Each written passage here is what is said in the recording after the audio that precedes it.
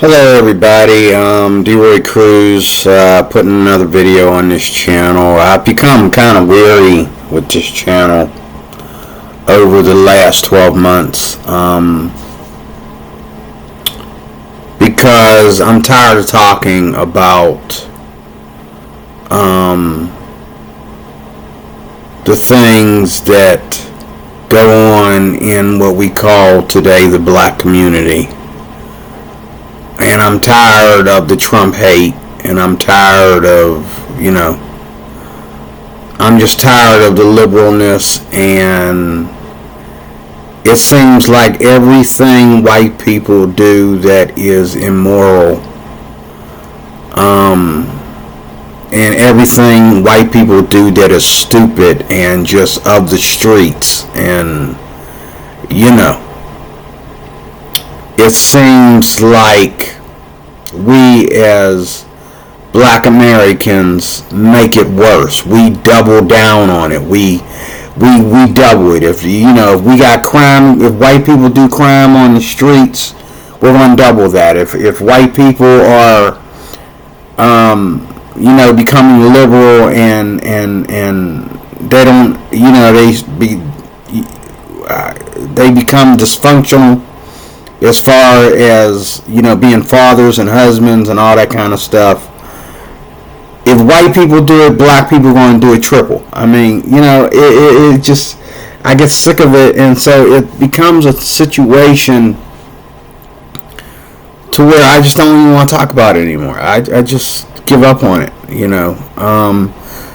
Now I'm trying to get this car so I can get back into business, the thing that I like to do, be out on the road. So I'm trying to pick up this car, and if I can get this car parked in front of my home, that solves all my problems. And as a black man, I get down there, and my credit came into question. Well, they could have told me that over the phone. They could have let me know that I had to have good credit before I went down there.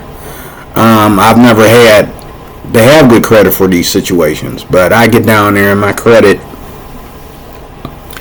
won't let me pick up the car. Everything else is perfect except my credit score is not where it needs to be. So I had to get back on the bus, two buses to get back home. Got to go in a place where I don't want to spend any money because I'm still saving money for the car. I got to go in these places like, some homeless bum on the street and use the restrooms. But when I first got downtown Pittsburgh, right here on this street right here that I took this Instagram picture of. Now today was a beautiful day. Well, yesterday was a beautiful day. The weather was like 50-some degrees outside. It was beautiful. But, I'm a man of short stature and all like this. And when I got downtown Pittsburgh from my little uppity countrified neighborhood up here, I got downtown Pittsburgh, the world was a different place. And everybody that's serious about life, that takes life serious, understands this. Well, it was a different place when I got downtown Pittsburgh. I got downtown Pittsburgh, and there was this dude, obviously he was drinking. He was standing at the bus stop looking idle. Of course, he was black. And there was a bunch of ladies standing there too, waiting on the bus stop, and maybe a couple guys. And I'm looking for the bus stop, and I walk up, and he's looking down at me, Yo, my man, what's up? And I'm like, oh, here we go. Okay, and there's this woman that's standing next to me. I'm standing, next to her. I didn't realize that she's, pissed off with him already, because he's been just, saying stuff to her while she's on the phone, talking to her husband, or whoever she's talking to. This guy's standing there saying stuff to her about, oh, you need to quit being so mean, and I understand he's got some booze in him, and white people do it too, but not like this, Like I said, if the white people do it, white guys go downtown. They might go down there drunk. They might bother the ladies. And, they might get slapped or something, But this guy, he couldn't wait. He wasn't getting nowhere with the ladies. So he started looking at my little short behind walking past him. He said, "Yo, my man." And I looked at him and I smiled and I said, "What's up, bro?" And he starts pointing at the lady. He starts talking about her to me. He don't know nothing about this lady. He ain't seen this lady before in his life. He starts talking about her to me, and she's standing right next to me. And I said, "Bro, she looked like she just some lady waiting on a bus." He kept on talking about her. Finally, she got pissed off. And I looked at her like, "I'm sorry, ma'am," and she got pissed off and walked down the other end of the street so she could talk to whoever she was talking to without this guy interrupting. Very rude. So he comes up to me, he's trying to fist me, "Hey, bro, what's up, blah, blah, blah, blah," whatever he was saying, And he wasn't really, totally drunk, but he was intoxicated, He was under the influence, And he let me know. He said, "I got a little liquor on me, man. I come down here to drink, man. I guess it was a little bit too early for me to drink, And I said, "You waiting on a bus? You trying to get a bus?" And he's like, "Yeah, I'm getting what bus you getting?" He don't know what bus he getting.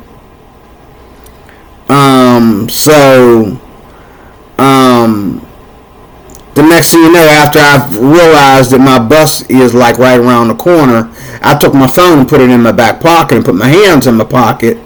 He thought I was trying to be too cool or something. He was like, "Oh, I see you. Oh, okay, you got it like that, bro. Oh, okay, you got it like that." And I'm thinking, what? What am I doing? Oh, black folks ain't allowed to put their hands in their pocket. I mean, I heard stuff about this like Asia. Certain parts of Asia don't walk around with your hands in your pocket or your hands on your hips or whatever. It makes a statement, And I'm thinking, I've seen plenty of Asian men put their hands on their hips. I've seen plenty of, But black folks, they got their own, and this is what I hate. We've been here forever, and we got our own culture within another culture. And the problem black people have with me is that I accept the other culture, not the another culture. Let me say that again. My problem with black people in general, before we even get to crime, is that we have another culture. Okay? Inside a culture that already exists. And we've been here longer than everybody else. We were slaves here. Yes, the culture was shoved down our throat, if you want to put it like that. I don't put it like that. But we don't just go out and create stupid and create crime and create, dysfunction and call it a culture. That's not black culture. Okay? Black culture is the people that even while they were actually slaves, okay, they believed in God. They believed in strong marriages. They believed in peace and letting bygones be bygones, and they believed in music has rules to it. Music does not begin or end with drums. Okay, neither does it begin or end with dance moves, stepping, whatever. Music is on a staff, in case you didn't know. Okay, it's on a staff. Music is defined by letters. Letters? Yeah, on a staff. Those letters and numbers refer to scales. Okay? Ever since I started playing, and any black person that starts to learn an instrument or starts to be in the choir in school knows the truth about music. Music is not just making noise and somebody says, oh, that's pretty sweet, that's pretty cool. It might be sweet, it might be cool, hey, it might sound good, and you might incorporate that into music, and that's fine, but that alone is not music. And that kills me about our culture, what we call a culture. But we have a culture, another culture, a different culture, a mundane culture inside of a culture that already existed. Hate to tell you, but white folks have already laid down the foundation. All we need them to do is quit being racist on it. Let me say that again. I hate to bust your bubble, but white folks have already laid the foundation of what America looks like and what America is. We just need them to quit acting like they don't understand humanity. Like they're allowed to be human, but the rest of us ain't. Because a lot of white people do that. They act like, you're on the same level as their pit bull or their Rottweiler, or and I admit, I've been around white people who think that my brain don't work any better than their cat or their pit bull or whatever. They need to protect me. I'm an endangered species. I don't mind the protection part, but I can read. Your Rottweiler can't read. And if me and your Rottweiler get into it, I hope you would shoot the little bastard before you shoot me, because he started it. You know what I mean? Like, I know you love your dog, but don't put your dog before a human. And God showed me dreams about all this. He showed me what the difference is, what white people in the midst of black people, what their problem is. He showed me a dream about this. It's called The Dog in the Room. And I did a video on it. You can go flip backwards in this channel, and you'll see I did a video on it. I'm down here at this bus stop, and this guy, he couldn't get nowhere with the woman, so he started coming after me. Then he wanted to tell me my belly's sticking out a little bit, and all this kind of stuff. He had to walk up there and tap me on the belly, and all this stuff. And I think one more glass of alcohol, we would have been fighting. Because he would have been like, can you fight? Or something like that. You know what I'm saying? And this man got to be in his middle to late 30s. You know what I mean? And my God, man, But the thing is, why would I mention, why are you talking about a drunk man? Because I've seen men that ain't drunk do the same thing. Black men that ain't drunk doing the same thing. Okay?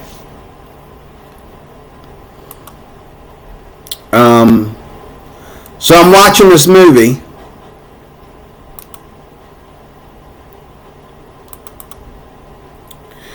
It's called How She Moves.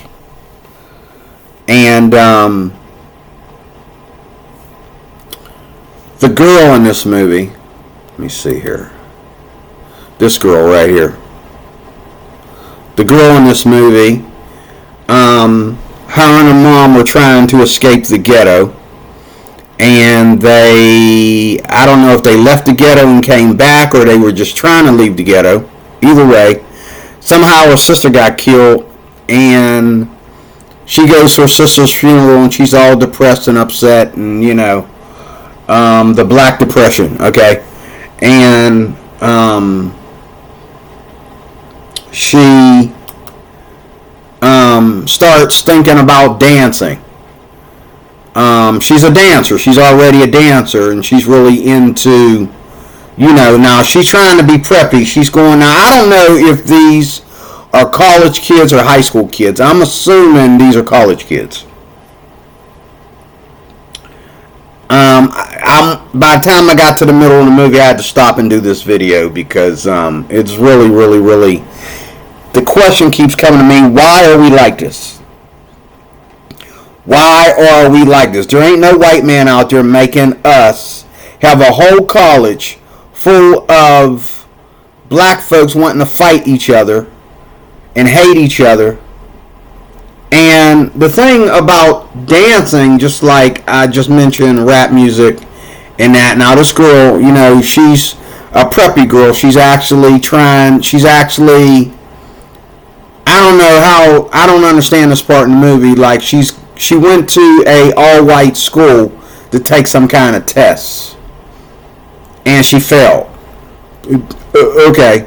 So now I guess her own, but yet, she's qualified to help her black counterparts, okay, including this girl right here. She's free to help, she can help her get good grades. So she goes to help her get good grades in this garage where her boyfriend is going to start working, or is already working on cars or whatever, and however that works. But her boyfriend got some connection with this garage, or he got friends that work in this garage, and her boyfriend, he becomes her boyfriend later. Right now he's just interested in her. I know where they're getting this movie from. They're getting this movie from another movie, and this is piggybacking off of that movie. And it was the same kind of movie, only that in this movie it was a white girl that ended up in New York. Okay, or in Brooklyn, or New York, or whatever.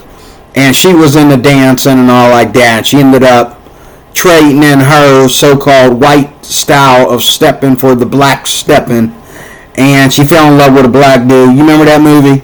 That's where they got this from. All this is a completely black rendition of that. That's what this is. And what bothers me about this is it tells the truth.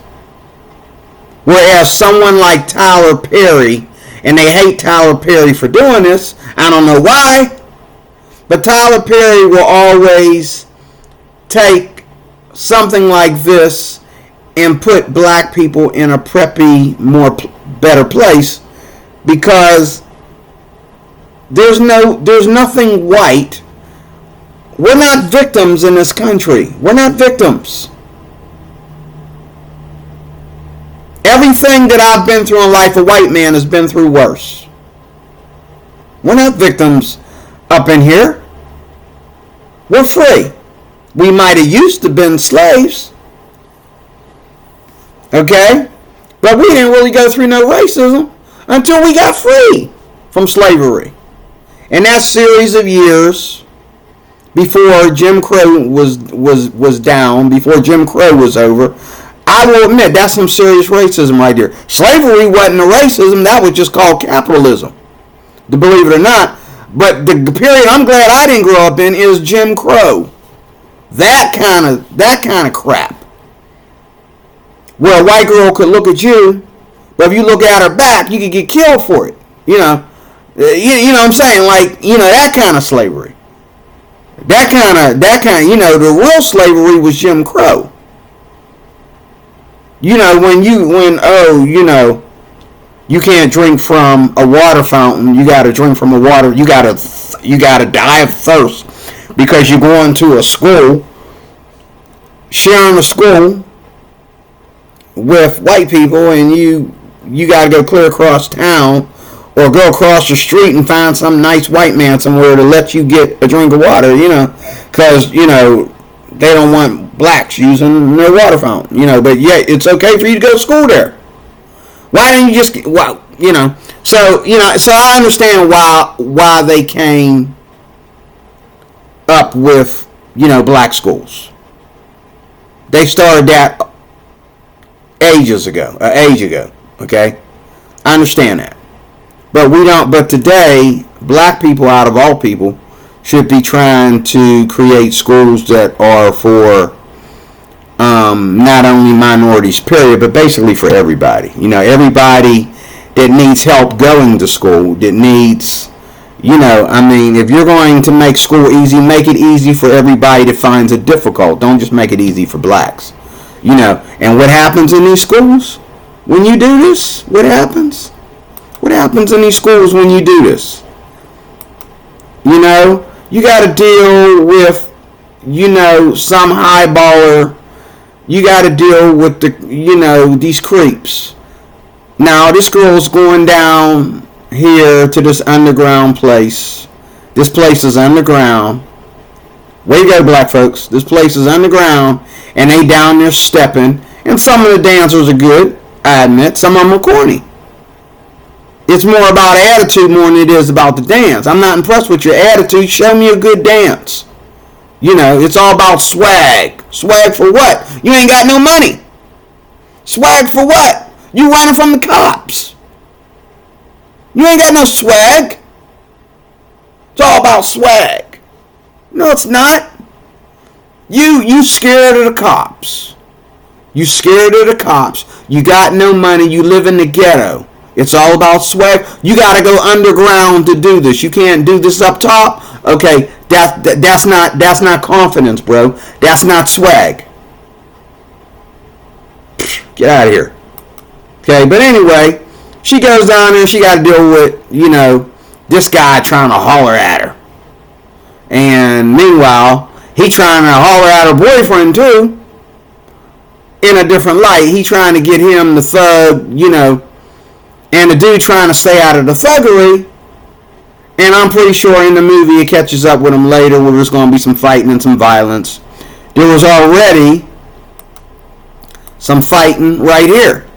Like after they got done having a dance battle, okay, this girl right here, decided that because she was beating her, to start beating up on her. And they waited. And this is the truth. This is what they do on the streets. They waited until she was beating the snot out of her and they were hurting each other. Then some white man, oh my God, this is so true. Some white man ran in there to break it up. And they tried to act like, oh, now the same dude is trying to hook up with her. Okay, he gonna let her fight. Okay, and then when she didn't go there to dance, she went there to see this girl.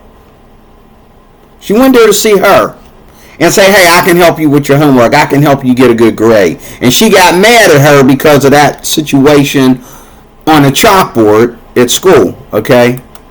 Where's that situation with the chalkboard? That's a different video there. Where's the chalkboard at? They was doing this thing on the chalkboard. And she got mad. Okay. And the girl got mad at her. And so now when it came to this, she went from beating her in a dance battle to her kicking her butt. She knocked into these tires right over here and was beating the snot out of her. And boyfriend, soon to be boyfriend, stood there and watched it. And they wouldn't let her leave. They would not let her leave. They made her dance.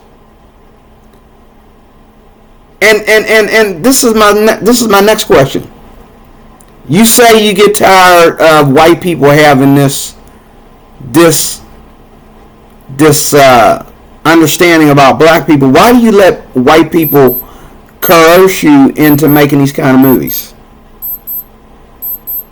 Because this ain't the black culture that I come from.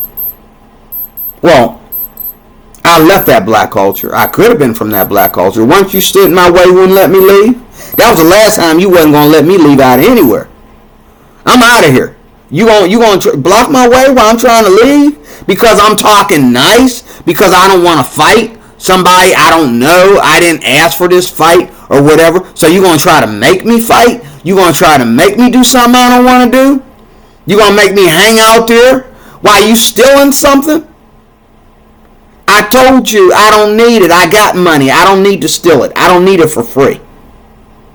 You're going to try to block my way and keep me from leaving. The cops show up. You're going to make me look like I'm part of the crime when I tried to walk away. And I wasn't going to snitch. That's what you want to do. That's between you, the cops, and the store owner. Your karma's going to get you. Karma's going to get you. Okay? I don't understand why we're like this. I don't understand why we are like this. And it ain't the white man's fault, because I grew up with a lot of white people. Maybe it's because you don't have enough white people in your life that you think it's about white people. Because I've spent the night over a number of white people's homes. And yes, just like we all got cousins that are in and out of prison, don't know how to keep their hands to themselves, don't know how to escape thuggery. We got cousins, I got cousins, you got cousins, black folks that are into that thug life, okay? We just can't escape it. Well, in the same light, white folks got cousins that are racist, and they think that they can band together with any white people. That's their sicko mind. They think that they can band together with any white person and turn that white person into a racist. No. White dude tried to do that to me, especially in the church. He got jumped by the other two white people that was with me. He took me up to the top of the hill. He says, "Oh, you know karate, right?" I says, "Yeah, but that's, I go to school, man. I'm taking classes. It's okay, man. Like, why are we talking about this? I try to keep that on the down low, bro. Well, it's out there. Your secret's out there, bro. So, show me your news." And again, he tried, now they wasn't going to block my way and wouldn't let me leave, but they did make me feel like a coward if I did. Hey, Cruz, it's just sparring, man. It's just sparring. You ain't got to really hit each other and nothing like that. Okay. Well, my forms were better than his forms, so. And, it's kind of just like a slapbox thing, You ain't got to really hit each other that hard or nothing like that. So we got into it, And my slap boxing was better than his. My forms were better than his. And so next thing you know, I'm bleeding. And next thing you know, he's bleeding. So finally,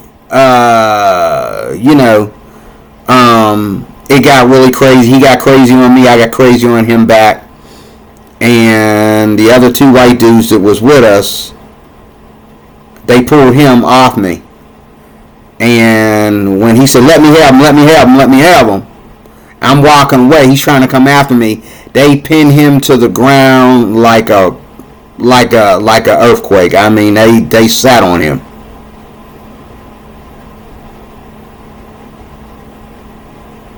And he wasn't white no more when they got done with him. He was covered in dirt, because that's what was up there up in the mountain, dirt. Okay. But if they had been black, I wonder if they would have done that. I wonder if they would have, especially if they ain't related to me in any way. I wonder if they would have broke it up. And I know all black people ain't the same. But if they had been black, would they have broke that fight up as soon as they did? Oh, y'all ain't playing? Okay, fight's over. Somebody's cheating, so it's over. If they was black, would it turned out? Would I got killed? Or would I lost my life up there in the mountains that day? You know what I'm saying? I just don't understand why we're like this. I really don't.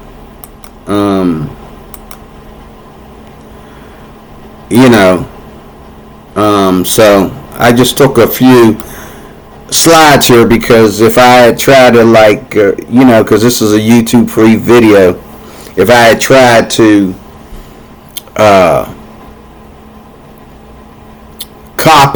if I had tried to record while the movie was going on, they would have my screen recorder wouldn't have done it. But you see these guys here, they're all looking at her, and and her mom, and they looking like they'll just screw anybody. You know what I mean? And all through this movie, every time she went into the city, and I think that's exaggerating a little bit. I don't think every black man wants to bone you just because you ain't extremely ugly. You know what I mean? Like this girl in this video, she ain't all that pretty. And so, that comes into play. That's part of the movie too, is that the other girls are prettier than her, but she got better dance moves than them. Okay? And then there's her and the other girl. They're both dark skinned, so they got that in common, so they got to do what they got to do because they dark skinned. I'm like, oh my God. Okay? And, like again, I said, everywhere she went, there was dudes blocking her path. What's up, baby? And some of this is true. Just like I went downtown yesterday. And this dude is bothering all the women. He go up to this woman and say some stuff to her. He don't know this woman from Adam. He gonna go and say stuff to her, and she getting offended. So he go to the next woman. And this dude walk up to me, and he's talking about all of them because they all got an attitude. I said, well, brother, we're talking about women waiting on a bus at a public bus stop. You're not related to none of these women. You don't know none of these women. So to them, that's assault. You should just leave them alone, bro. Like they're women waiting on the bus. They don't look like they're here to talk to people. Matter of fact, when we come down here, bro, all of us are nervous. Because this is the streets, bro. Like, what are you thinking, man? And that's whether you're in the white neighborhood or the black neighborhood. But I gotta admit, when I'm in the white neighborhood, even me, when I'm in the white neighborhood and ain't nobody there black but me. Okay? Nobody's afraid to talk to me and ask me, am I having a great day, good to see you, whatever. And they still, and don't get me wrong, there's those sundown neighborhoods, they still exist, where people see that you're the only black person in the neighborhood, or you're just one of a small number and you're never around each other, y'all don't know each other. They tend to say overtones. They tend to say subliminal message. You know what I'm saying? If they walking down the street with their dog and you watching, because they're letting their dog walk too close to you or something, and the dog look like he trying to protect, his master. So you're thinking, well, protect your master over there. This is the bus stop. This is a public bus stop. This ain't the middle of the street. This ain't the middle of the sidewalk. This is the bus stop. But he got to pull his dog away. And I'm watching him. Like, please don't let your dog bite me. Okay? He gonna look and start saying something to me like I assaulted the dog. I walked out of my house one day, and there's a white dude, he's gone now, that lived with some girl across the street, and he had 2 dogs over there. I don't think he's allowed to have dogs over there, but he had 2 dogs over there. And they were just like little like tiny, I forget what you call them. They weren't corgis. But they were small like corgis, only they got longer legs. They were a little bit bigger than corgis. They had regular legs, And one of them started running across the street at me, and I stopped. Dude started talking trash to me about, well, you need to be careful how you walking. Dude, I got 30 seconds to get to this bus stop down the end of the street. I said, excuse me? So, I'm used to that. We run into white people like that. But that doesn't say that we're not free. That doesn't say that we're still going through racism. That doesn't, and let me tell you something. If you can't deal with white people looking at you like you crazy, if you can't deal with white people sometimes misinterpreting you for what you're trying to say. I mean, I've had cops thought I was trying to be aggressive because I said, excuse me. Cop pulled me over and I rolled the window down too fast. And the cop said something. I didn't hear him. I'm hearing impaired. I didn't hear him correctly. I said, excuse me? And he was like, oh, you're getting smart. And he started going off, until I just looked at him and I says, can we calm down for a minute? Let's start over. Maybe we should start over. Because, I wear hearing aids. I didn't hear you correctly all the way back there. You started talking before I even had the window roll completely down. What were you saying? I'm telling you, and I'm asking you. He's going off on me, But, guess what? I didn't get a ticket, a warning, or nothing. Why? Because of the way I carried myself. I didn't suck his pecker. I didn't even get out of the car. But I did let him scream. I let him act a fool. And I said, was I speeding? Do you understand why I pulled you over? I didn't pull you over for speeding. And he said something about I had a tail light out. Let me tell you something. When cops pull you over in a certain neighborhood and they have a habit of telling you that your tail light was out, a lot of times it's because, I'll be honest, they pulled you over because there's some black suspects in the neighborhood. You're black. They figure if they don't get the black guy that they want, they'll just get a black dude that might be doing something they shouldn't be doing. They can't. And Brandon Tatum, Candace Owens, Anthony Brown Logan, Jesse Lee Peterson. I know y'all ain't going to agree with me, but it happens. It's true. I've been in neighborhoods where, because that's what I do. I travel and I go through neighborhoods. And one time, a cop tried to pull me over for having Ohio plates on my car. She got behind me, and she thought that because I was black, number one, and I'm looking at her like, oh, there's a fine looking black cop in that car. And I'm riding down, I'm looking at her, and she looked at me, she said, she flew out of the parking lot and got behind me.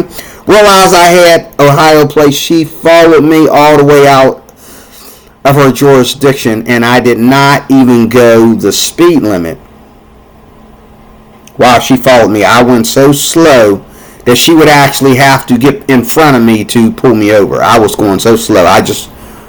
Okay. And she did call in the plates and all like that, and probably found out that it was a rental, wasn't my car. So, thank God for her that she called in the plate.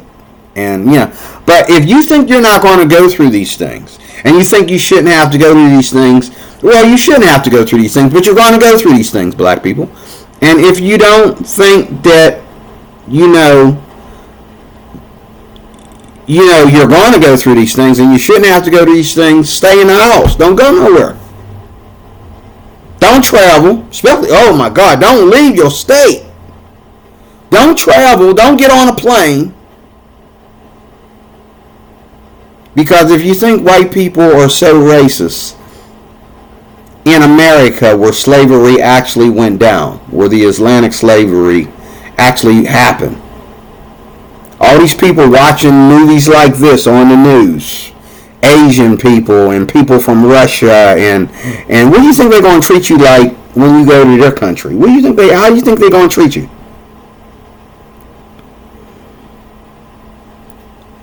They're going to treat you like they want you to perform. They want you to show your black side. That's how they're going to treat you. They want you to show your black side. They're going to make the black come out of you. And some of them are calling you the N-word, and you're like, do you know anything about that word or what its origin is or whatever, This guy that speaks Chinese in China, he did a YouTube channel where he talked about where a kid, he had to be middle school age, called him the N-word in Chinese. And he went up to the kid and told him, he said, "Why'd you call me the N-word? Where's your parents?" Well, the kid got paranoid and started chasing him all over the mall area and following him, started filming him, trying to act like he was a suspect because he asked the kid, "I heard you. I know your language. Why'd you call me the N-word?" And the kid started following him all over the place. But see, in China, he got arrested. That boy got arrested. And his parents came to him and sat down with him and apologized for their son's behavior. Okay. That's the difference between Asia and America. But they were making fun of him and calling him the N-word. Now, my little midget behind had walked through them kids. They probably would have just beat me up and called it self-defense. You know, who knows? I mean, if they crazy enough to call a 6-foot, muscle-bound guy the N-word, you know, what they going to do to me, you know? But does that mean I would never go to China? No, I'm not afraid to go to China. I'm not afraid to walk past the Kung Fu master that's a child. Okay? Because I guarantee you, you put your hands on me, I'm going to do better than Ralph Macchiano, and I'm going to do better than Will Smith's son. What is his name? Jaden Smith. I'm going to do better than both of them. I don't need Miyagi. It's called pepper spray. You can get it in China. You can get it anywhere you go. As soon as you get off the plane, I'm the spray master. You can go to the local store and get pepper spray anywhere in the world you want to. It's a legal self-defense agent. It's not even considered a weapon. It's considered a self-defense agent. It's only considered a weapon to the police when they approach you to ask you why you pepper sprayed somebody. They're going to have to confiscate the pepper spray before they ask you questions. But you're better off pepper spraying a child as a grown man than you are at punching him with your fists.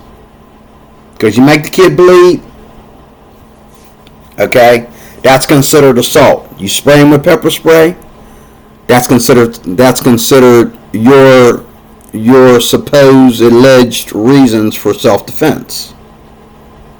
Okay? That's why people that have used pepper spray to do crime are still back out on the street carrying pepper spray. You know, you can't take away somebody's license to carry pepper spray because it doesn't require a license. You know, they're not going to tell you you're banned from using pepper spray, you know. But I have pepper spray on me all the time. Okay? And there's been times I almost used it. And I talked people out of crime so I wouldn't have to use it. Because if I use it, two things might happen. Bystanders might show up and they might get sprayed, and then now I've committed an assault. Also, too, it's going to make the criminal more angry, and if he was packing a knife or a gun and I didn't know it and he didn't want to go south like that, you know, he's more afraid of me than I am of him, believe it or not. When criminals approach you, they're more afraid of what might happen to them than what might happen to you. So if I pepper spray, you know, a criminal, he might have something on him in case something goes south. He might actually have a gun on him, or he might actually have a knife on him. But that's where the pepper spray still comes in. It's already on him. He's already having trouble seeing.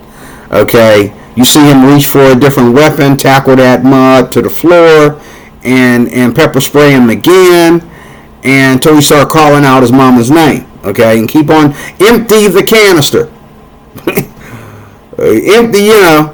But anyway, that's another video. I've done videos on that too. But this is the end of the video here. That's all I want to say in this video, folks, is why are we like this? Like, Why can't we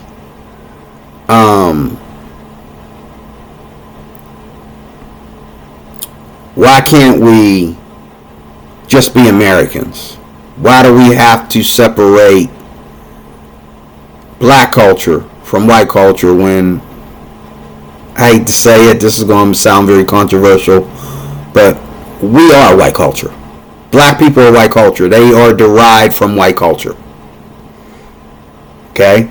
You're not acting like Arabs or Spanish people or, all these people that come from another country that is still sitting there and still striving.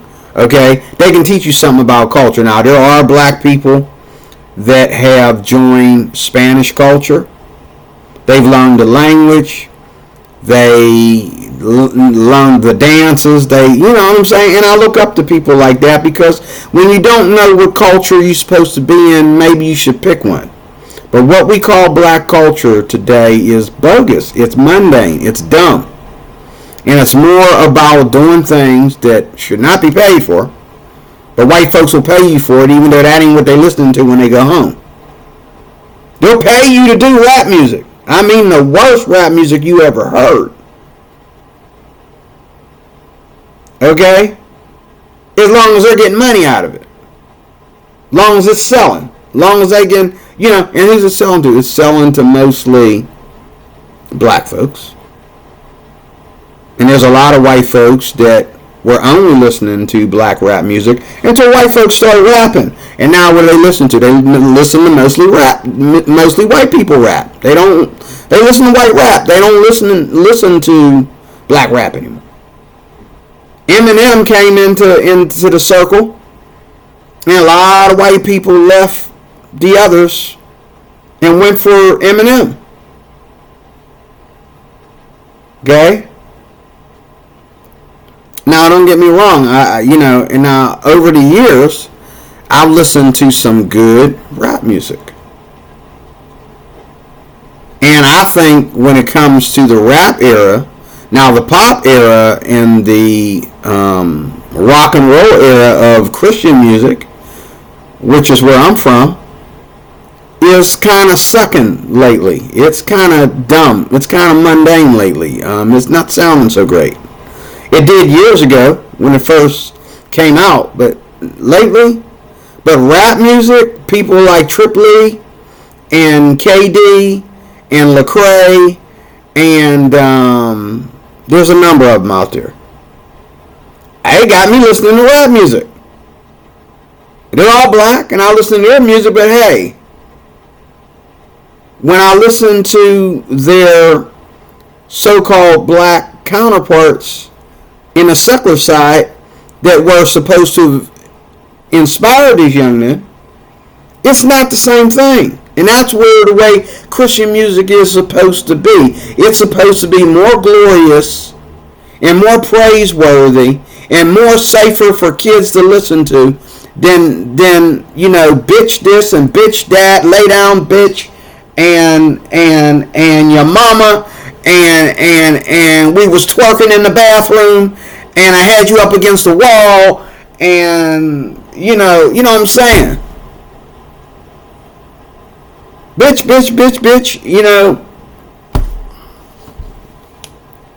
mother effer, nigger, all that.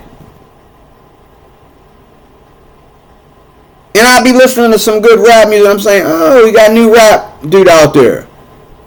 I'm a nigger. I was pulling the trigger because I had my digger in my sligger.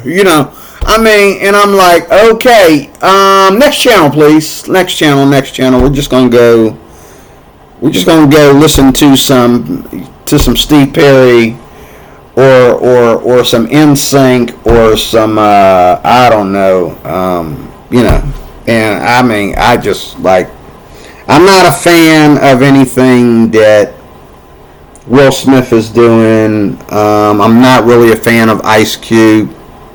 Snoop Dogg got some nice songs out there, but they're separated. You know what I'm saying? I can't listen to Snoop Dogg rap about porn. That's against my faith. I can't, I love Nelly, but I can't listen to him. I think Nelly is sweet. I can't listen to Nelly, though. That's against my faith. I like his style, but I can't listen to him. If he's still, P. Diddy, I never understood him. I never understood what the heck is he rapping about, or what the heck is he singing about. Usher, I like Usher. That's not rap music, but he has some of the best rappers on the album for him. But even some of the lyrics in Usher's songs are so sensual and sexual. I'm 59 years old. My mom would still slap me for listening to some of Usher's music. I mean, if she was alive. I like some of his songs. I have some songs that he did. Usher did a song about the black community. And he also did a song. They're both slow songs. They really express his voice. He has a nice voice, and he uses it best in slow songs. But he has a song about Michael Jackson when Michael Jackson died. Well, I don't think he mentions MJ in the song, but everybody knows it's the song that he sang at Michael Jackson's funeral, it might be, or one of the songs that he sang at Michael Jackson's funeral, which became a hit on his album. And then there's another one. And he also has a song about black injustice all over America. I have that on my playlist right now as we speak. I have those songs. I don't feel that they attack my Christian dedication to Christ, because they're good songs. They're songs that are like, okay, stop the BS for a second and let's sing about something that's real. Okay? Yeah. So, but why are we like this, folks? Why are we, why are we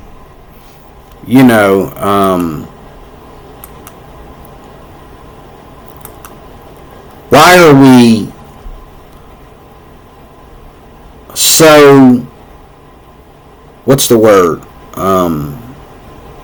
Ghetto. Why are we so ghetto? Why do we keep telling ourselves that we have to do this? I mean, and I got friends that, I was in an Uber not too long ago with a guy who came back here from Vegas and moved right back to the ghetto. Now, he's up in my neighborhood giving me an Uber ride, but when he came back here from Vegas, he moved right back to the ghetto. When he told me where he lived, I was like, oh my God, dude, you came up here from Vegas for that? He's like, oh, the rent's cheap. Yeah, the bullets are cheap too. You can get them anywhere. You can get shot by anybody. You know what I mean? Like, God, man, like, you couldn't find a better place to live. And as soon as I turned 18, this right here, I was done with it. At 19 years old, I left Homewood, Pittsburgh. And I set on the road to Baton Rouge, ended up turning around and coming back. And I moved into a mixed community called New Kensington for a while, in Westmoreland County. I was even outside of Allegheny County. Westmoreland County, I can tell you about 2 or 3 neighborhoods out there that are mixed. The rest of them are pro-white and very racist. And there's even one neighborhood where my white friends that I used to work with at the old fabrication shop, they sent me there to see the sign that says no N-words allowed. Okay? And I went there. And it's true. But I went there again just about a year ago. I went there. And I took a ride around the neighborhood. And it's a very, very, very, very hillbilly town. when you get into the heart of it. And I was on the other side of it. I didn't know this side exists. So, and black folks need to understand this. That sign where it said no N-words was only a small portion of that town. And it wasn't even a town, it was a little neighborhood where every white person that lived in there was poor. You went in there, if there wasn't no white folks outside on the porches, you'd have thought this was a black neighborhood. You would have thought this was a black ghetto. You went in there and the houses were all boarded up and they just looked like they hadn't been maintained in centuries. And people actually lived in houses that had boarded windows in them. And I rode up this hill, and this white man jumped out with a shotgun and sat on the porch like, I dare you to come up them steps. I dare you to park and come up these steps. I was tempted to pull over and just say, hey, hi, I'm trying to find out more information about Clymer, Pennsylvania. Clymer, Pennsylvania, that's what it was. Clymer, Pennsylvania. Now, I thought that whole thing was Clymer. No, Clymer's bigger than that. That one little section, okay, was Clymer, but that was like a neighborhood that was on the other side of the river or something like that. It was also considered Clymer. And, the neighborhood had to be like about a mile long, about a mile or two long. It wasn't big at all. And as soon as you get to the entrance, there's the BP station on your left. And there's a sign right there that says, no niggers. Okay? And I was like, they're right. Like, these white guys wasn't playing a prank on me. They're serious. Like, they said they don't even go to Clymer, Pennsylvania. There ain't nothing good in Clymer, Pennsylvania. So when I went back and told them what I saw out there, they were like, yeah, that's the way it usually is. They're usually ghetto like that. They're crazy enough to put a sign out like that and get away with it. The cops don't even come out there. Yeah, they're usually like that. But when I looked at, just a year ago, I looked at Clymer, Pennsylvania on my GPS on Google Maps. I drove out to Clymer, Pennsylvania. Clymer, Pennsylvania is more of a trucking neighborhood. It's all about trucks, truck stops and stuff like that. I went down there, I actually pulled up, got me some gas at Sheetz. They wouldn't let me get no gas at the BP station on the other side. They said, oh, we're closing. I'm thinking, dude, it's 2 p.m. in the afternoon. You ain't closing. I started to call the cops. I pulled over, and I was going to call the cops, and then I said, nah, I'm just going to let it go. He's going to tell me he's closing. And I sat there and watched him serve other people for like a whole hour, almost a whole hour. But I sat there and watched him. Oh, you close, right? Okay. And it's true. I'm sorry, black folks, it still happens today. But that don't stop me. I'll go anywhere behind metal and glass. I'll go to any neighborhood behind metal and glass. Will I get out of my car in any neighborhood? Not always. I will not always get out the car. Okay? But I will go basically to just about any neighborhood.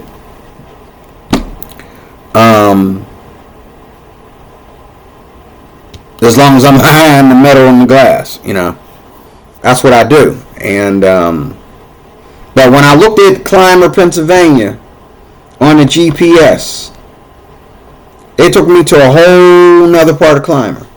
And like when you drive further down in there off the highway, it's a good drive. It's a nice drive. It's a nice place to just like get in your car and just drive through it. But I've never seen like these houses. It looked like Gaza up in there. You know what I'm saying? It looked like one of the Middle Eastern neighborhoods with the houses coming down the hill on the roads like that. You know what I'm saying? I was like, wow, okay. And these people are low income and depressed. The town is known for a certain amount of poverty, the whole entire town. You can live out there real cheap. You can go out there and get a trailer and live in a trailer for probably under $100 a month. Okay, this place so ghetto. Okay, so most of the places where you go where white people act a fool are usually the most ghettoest places you ever want. They're more ghetto than black places. I mean, they're just ghetto. I mean, they're really ghetto.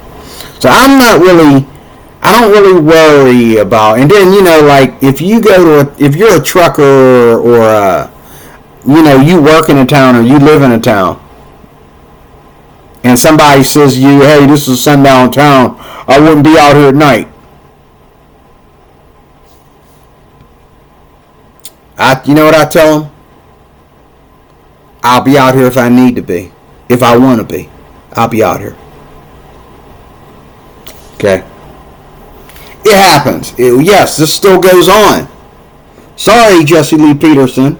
Maybe you need to get in your car and ride around a little bit. It still goes on. But, what's that got to do with us? This is my closing statement. What's white people and their fears of black people and them blaming their poverty on black folks and white people blaming what the problems in America not only on black folks but on immigrants, period, okay, and everybody else that ain't white, okay? What's this have to do with us? It don't have nothing to do with us as black people. We're still free. Jim Crow is still dead. Okay. We still have a right and opportunities to get educated. Okay. To go into business, to be millionaires, to billionaires. Okay. We can do it. We can do it. And when you make a certain amount of money, and you live a certain kind of lifestyle, you about that uppity lifestyle, white folks forget what color you are. They forget you was black. You walk in the country club, they forgot you was black. They know who you are. You Tyler Perry. They forgot you was black. Okay? Now, how come they didn't forget that LeBron James was black when he lived in a white neighborhood? Because LeBron James is on TV running his mouth calling everybody racist, and then he gonna come home and pull up right next to you after calling you a racist. Everybody's racist. Okay, well LeBron put that on himself. It still ain't got nothing to do with black folks in general. It ain't got nothing to do with black folks in general. Okay? This has nothing to do with black folks. This crap right here we're watching. This movie is what we're trying to escape, not what we're trying to embrace. This movie right here. How She Move. And I know what they're doing. They're piggybacking off of a movie that was white and black, and they're trying to make it all black. I can't give you a pat on the back for that. But How She Move is not where we're trying to go. We don't need to embrace this. We need to escape this. Black folks, you are the background, the backdoor version of white culture is what you are. You are the backdoor version. Hate to call you that, but you're the backdoor version of white culture. This is the backdoor version of white culture. And then you're going to let white people come in there and help you make money off this when it is not the truth. Why are you letting them help you make money off of lies? They're lies. We don't live like this unless we want to. I knew when I was 17 that as soon as I graduated from high school, I'm done with the black community. I was done with the black community before I became a Republican. I told my white friend, get me out of here. He pulled up. I packed my bags in his car, and off the Baton Rouge we went. And we turned around and came back. And he moved to Cheswick, and I moved across the river to New Kensington. But I knew. How you wanting to fight a dude that's in the house watching TV and reading his Bible? You calling me outside to fight? For what? Hey, D-Roy, come out here and fight me. For what? How are you wanting me to fight because I'm sitting on Sister Tennis's steps? Because my mother is in there doing choir rehearsal for the church. Well, group rehearsal. There were a group of about 8 women. 6 women. And she's in there, I'm rehearsing. And so, I got to go with her. She's going to drag me along with her. So, I had a friend with me. We're sitting on the steps. And we're just sitting on the steps eating candy, waiting for them to get done. In Homewood. Right across the street from Westinghouse High School. Right there. And these young boys saw us sitting there, talking and laughing. They came over there and says, "Can you fight?" And I looked at him like, why does it matter?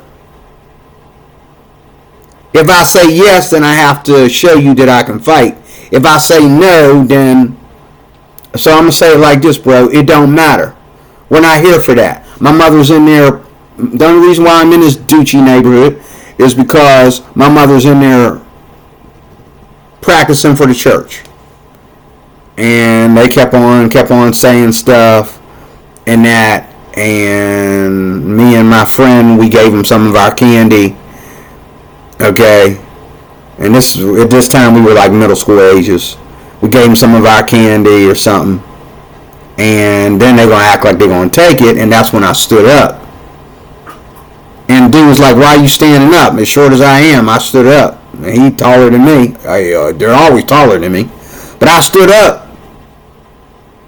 I said, y'all need to be leaving. I'm trying to have some time with my friend here while my mother's in there practicing for the choir. Y'all need to be moving. Okay? You gotta get mad, dude. So now, because I stood up, all of a sudden, they get all cowardice just because I stood up with my short self. So the other dude's grabbing the other dude, and he's pulling him away. And I let him know, if there's going to be a fight here, it's going to be a real one. Man, it's the way you carry yourself. But I told him, move on, man. And this is what I went through all my life growing up in Homewood. Middle school and high school. When I went to high school, the reason why I'm still alive is because I didn't go to high school in the inner city. I went all the way out here. Matter of fact, I went to high school out here where I live now. I went to John A. Brashear High School. And that was a high school that was predominantly white. Over the years, it became more mixed.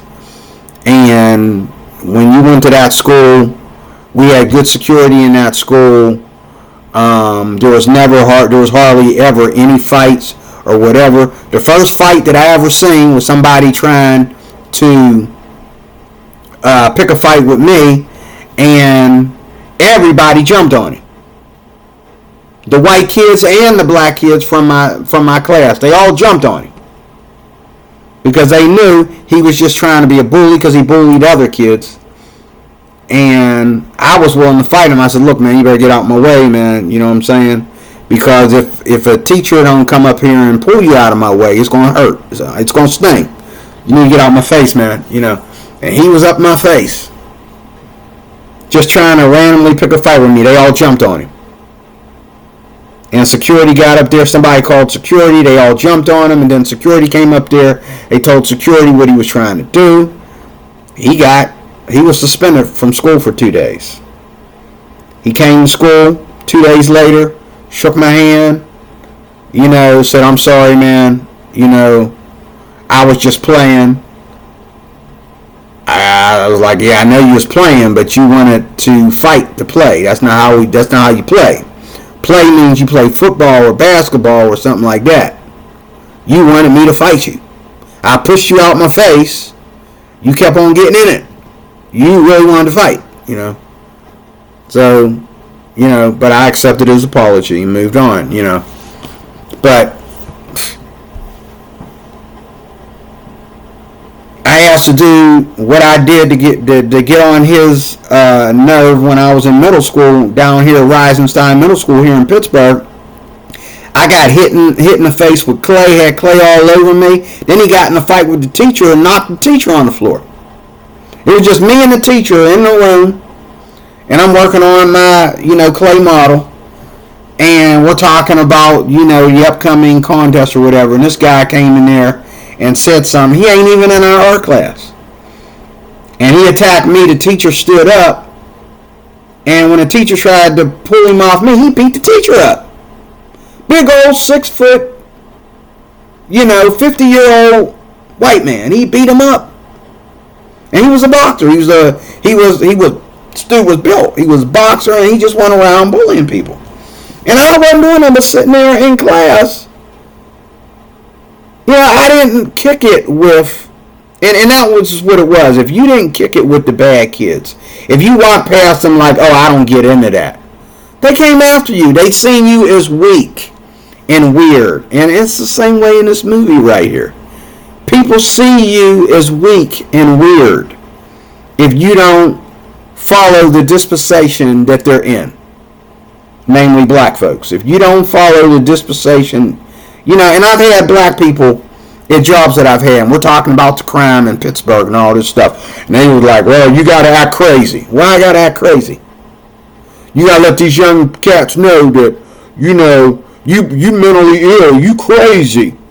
You got to let them know you crazy as them. Well, maybe I'm not as crazy as them, bro.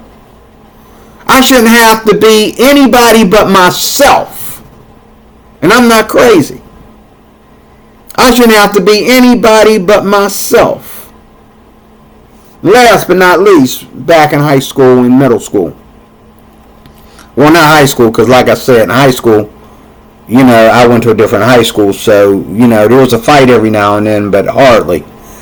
And we had a security guard there that if he had to put his hands on you, he slammed you on your head. Wasn't nobody going to come and say, oh, you know, oh, you going to put your hands on my kid, you know. No, if he put his hands on your kid got what he deserved. You can't do that today. But back then, if he had to put his hands on your kid, especially a young man, he got what he deserved. Okay? There wasn't no argument. Parents wasn't coming to the school the next day saying, why you put your hands on the kids? They knew that you had Mr. Dickinson put his hands on you. Mr. Dickinson with his nice self had to slam you on the floor. Go get me a belt. Okay? That's the way it was. Okay? It ain't like that today, but that's the way it was back then. You know. After Mr. Dickinson got finished slamming you into the floor, your mama and your daddy, or one or the other, whooped your butt till it was sore for the next 7 days. Okay? You know, they had to keep you out of school. Your butt was so sore. After you got suspended, you needed another week off. Okay? But this is my closing. Like, why are we like this? Like if you don't act like the thuggery, if you don't act, you know, people told me that I have to walk around, act tough. I have to bully somebody. I have to. Why do I have to be that way? And I remember when I was in high school, I remember a midget would go down the hall picking on people because he was afraid people would pick on him if he did. He was a midget. And he tripped me and knocked me on the floor one day. Okay? And then I heard the teachers over talking a day or two later.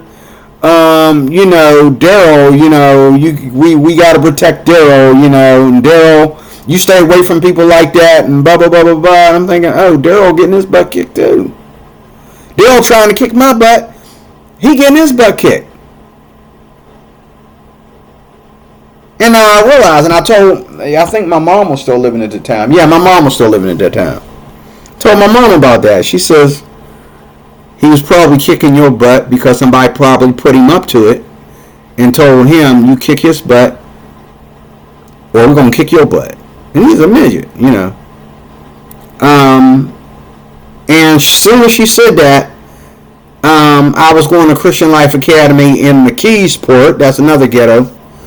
But McKeesport wasn't a ghetto back then. It was a very nice place. It's a ghetto now. But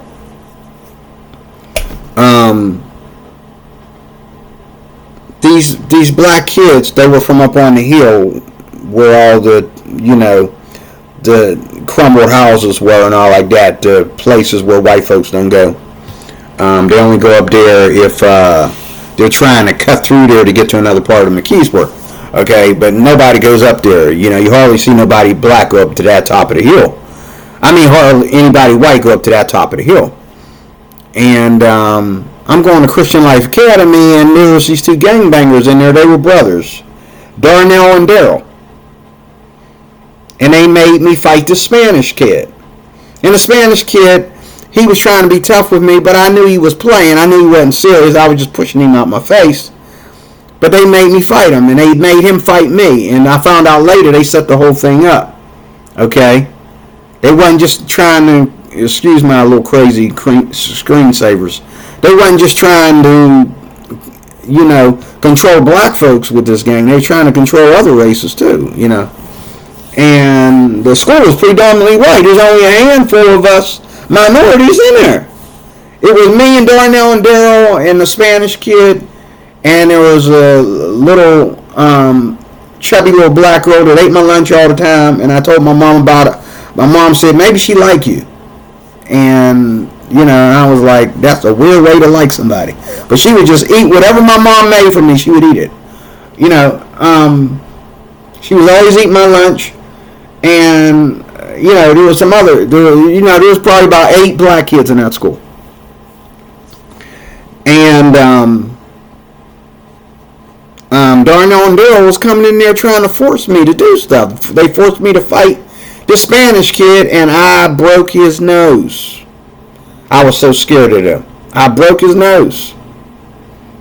And I got suspended from school for a week. And he was honest. He said he started to fight. He made it a deal that he could beat me. And he did. And he came out with that some Spanish. He was doing some stuff with his hands and his feet that looked like he come straight out of Mexico. What was that little spin thing you did? Thank God you missed, or I'd have been on my head. Thank God he sucked at it. But man, he was coming at me, and I was, pow! That's the first time I've ever, in my life at that time, hit anybody and made them bleed. Like, and I'm thinking, we're young. We're too young to make each other bleed. I broke his nose. Okay? And I'm surprised I didn't have to do, you know, but I mean, I've never seen that much blood. You know, I broke his nose. And I broke his nose because I was scared, you know. But when it came down to it, my mom and his parents and the school board and everything, it came to the point to where Darnell and Daryl were the kingpin in all of this, and they got in trouble too. Everybody that was there got in trouble, you know. And Darnell and Daryl, their parents come down to school trying to yell and scream, well, their mom anyway, come down and trying to yell and scream, so familiar as today, come down and yelling and screaming, and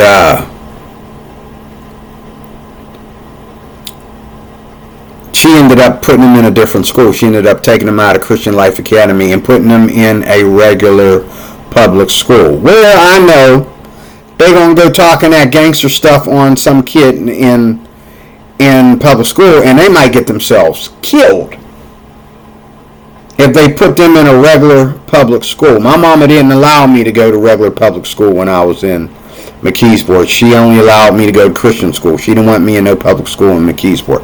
I don't know what the public school is there. I never even rode past it. Oh, wait a minute. I did go. It's Grandview, I think. No, Grandview isn't necessarily. I think there is a McKeesport Elementary School or a McKeesport Middle School.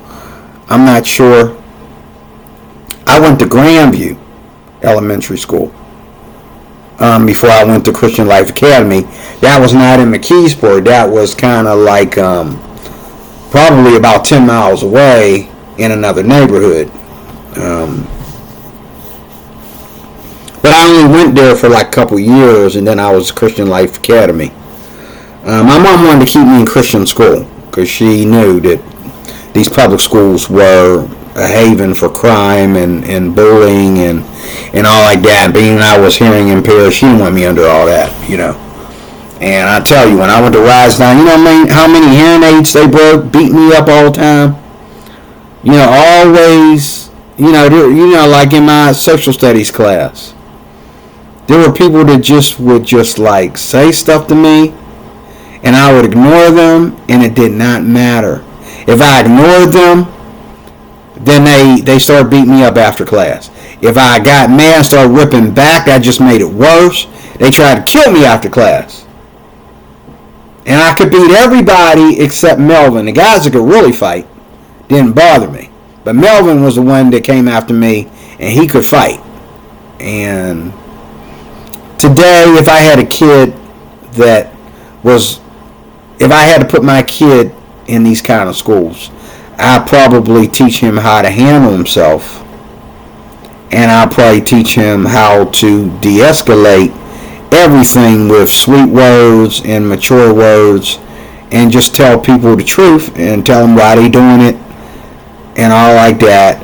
And, you know, put the love of Jesus, mix the love of Jesus in there, and hopefully that will stop. But if they don't stop it, he got to do what he got to do. You know what I mean? And my kids, my two daughters came home from school one day, and they with a note saying that they beat some kid up.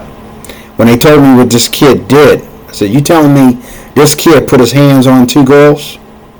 I said, "Next time he do it, hit him harder. Matter of fact, make sure you hit him. Go for the groin. Go for the groin. Kick him in his groin and make him drop to his knees." And my youngest daughter was like, "Dad," I says, "ain't no young man got no business putting his hands on a girl." And you can tell your teacher I said it. I will come down to school and get up in her face about that. Okay? And I decided not to respond to the note.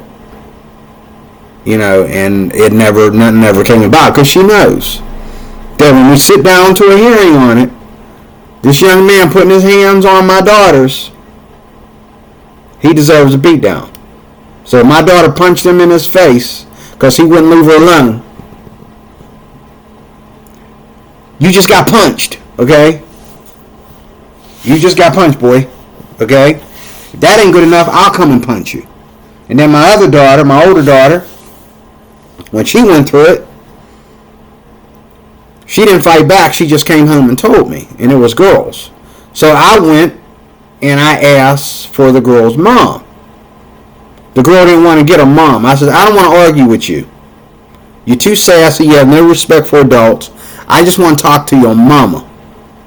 She kept on and kept on and kept on until there was a standoff, and this little boy, I just wanted to grab that boy and choke him. But I knew, you know, and he was like, get it on, let's go, you know. And I was like, "Why don't you go in the house?" He said, "Why don't you make me go in the house, you know." And I'm talking to her. This ain't got nothing to do with you. "Yeah, this is my girl. You come after her, we all gonna go," you know, and all this kind of stuff. And I'm just trying to defend my daughter, you know. And I says, "Look, I don't want to fight with you. I want to fight with your mama. I want to talk to your mama."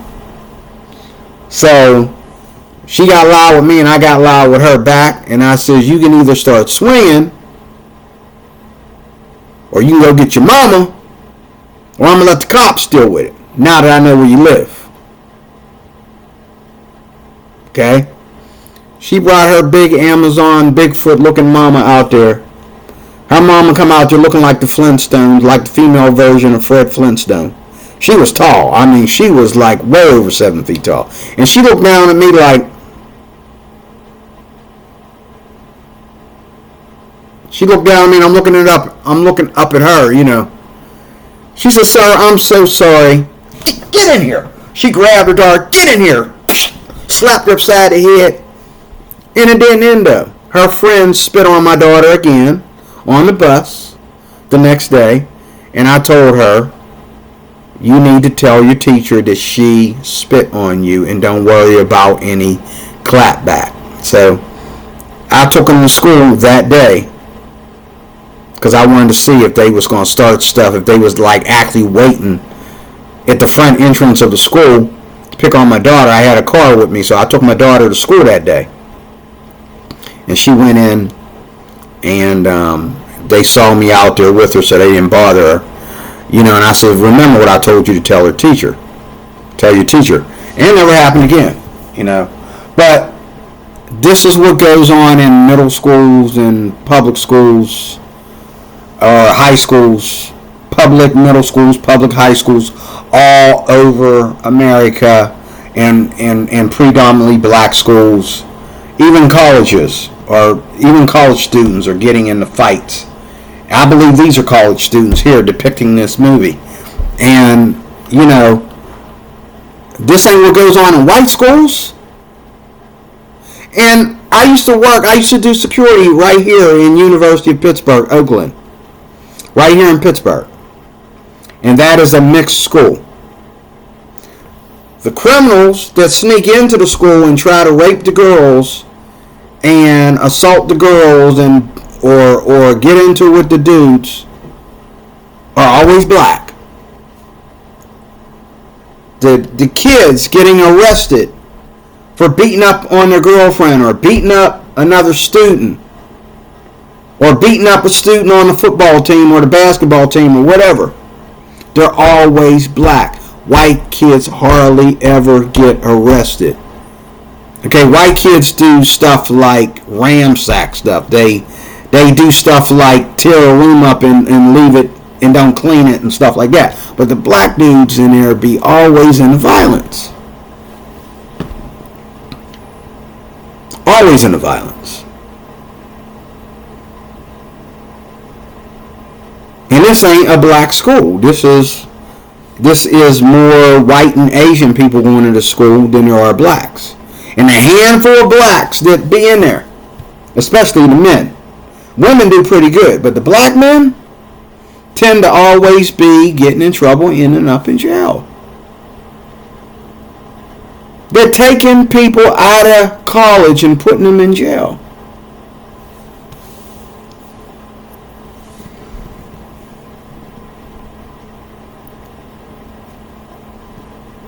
Wherever we land, there's always problems. Why? And sure, I know some good black folks, if they are, on YouTube. I know some good black folks that I can call on the phone, if they really are good black folks. You know, but every day, listen to your police scanner. Listen to the Channel 11 news. Listen to who's getting fired at my job. Who's getting fired at my job. Who's quitting the job, just randomly quitting because they don't like something the boss said? Why are we like this? And what's it going to take for us to stop being like this? What's it going to take for us to stop being like this? You know what I think? I think that what's it going to take for us to stop being like this is we have to be convinced and accept the fact that we are the back door of white culture. We are the back door of white culture. Okay? That's what we are. And you can rap as much as you want. You can do violence and crime all you want. You're still just the back door of white culture. You don't act like anybody but us. You don't act like, Indians act like white people. And they're from India. Indian Arabs, most of them act like white people when they come to this country. They act like white people. Did they study white culture to act like white people? No, it's called conservatism. They're very conservative. They're very conservative. That's why they act like white people. They're very conservative. And the only thing difference between immigrants and white people, well, a lot of brown-skinned immigrants, even Africans, come over here and act better than black folks a lot of times. Okay? The only difference between them and white people is that the way we build our homes and our democracy or their democracy, I should say, as far as how to make a living and all like that, where do our women stand in citizenship, stuff like that? What are children doing and what are they not allowed to do?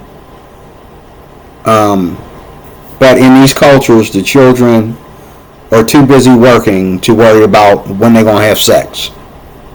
Young boys lose their virginity later in these cultures. Okay? Young girls lose their virginity way later. Okay? Because why? They're too busy working. If they don't have a job, they're working for mom and dad. They're doing things that black folks would never ever do for mom and dad. They have respect for their parents that black folks would never have for their parents. I didn't even have that kind of respect for my mama. They wait on their parents hand and foot. And I'm not talking about when they get old and sick. That too. But not when they get old and sick. Right now. While mom is still in her 20s or her 30s. They wait on mom and dad hand and foot. And the father is in the home. That's another thing that they got in common with white culture. Arab, Indians, Asians. They raise... the father does not leave the home. Even after. Mom and dad don't even have a sex life anymore. They don't get along anymore. The father is not leaving his children. He's not leaving his woman. They go back to the old Bible version of being a husband and a father. The old Bible version of being a husband and father is when mom and dad don't get along. That ain't got nothing to do with the marriage. If you and your wife ain't getting along and you ain't having sex, okay, well, we still got it. We're still a family. We're still married. We still got to raise these kids. And it's the father's honor to raise his sons to be like him, full of honor and respect. Even if him and mom ain't getting along.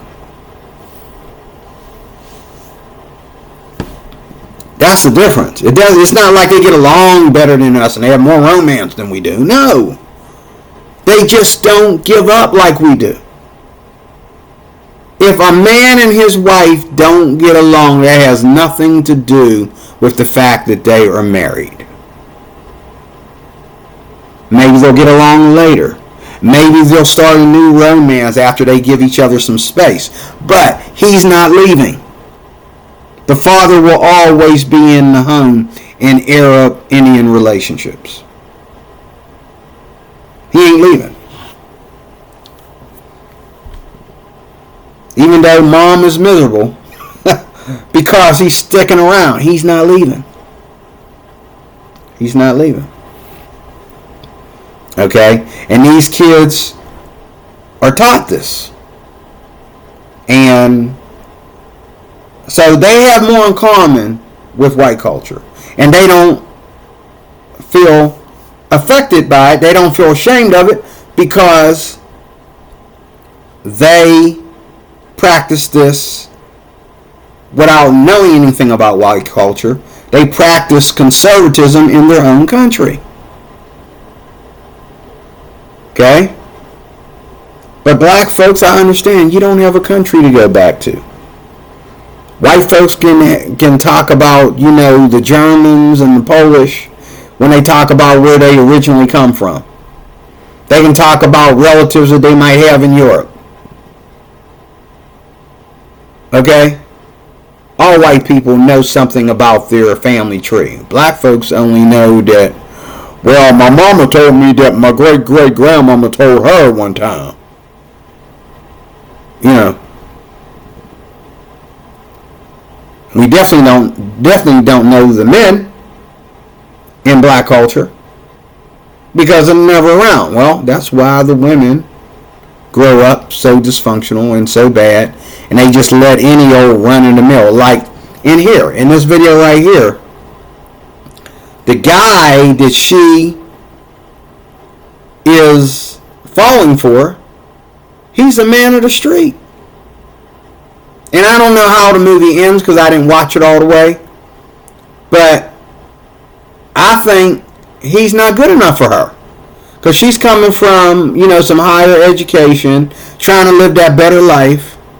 But she's going to fall down and go for him because he knows how to dance. He's a master at dancing. Okay? But he's living in this ghetto and he's supporting this girl and her little mundane friends. Okay.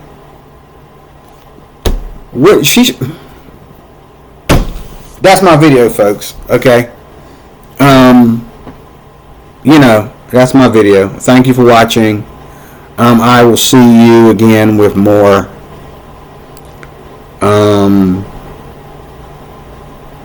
Soon. God bless. Thank you for watching.